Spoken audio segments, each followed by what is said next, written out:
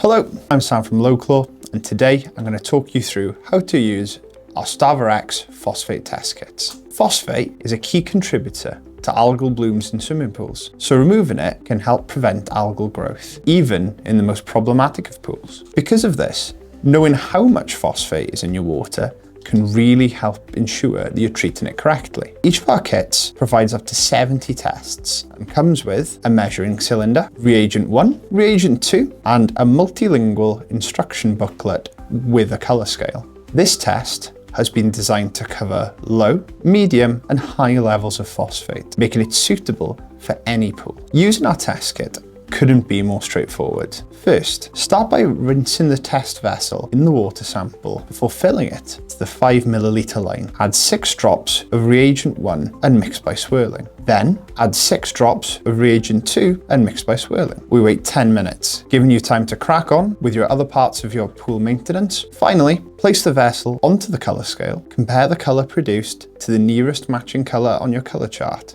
and you have your result. And there you have it, an accurate phosphate reading in a little over 10 minutes. Now simply grab a bottle of your Lo-Chlor StarVerX and enjoy an algae-free pool all summer long.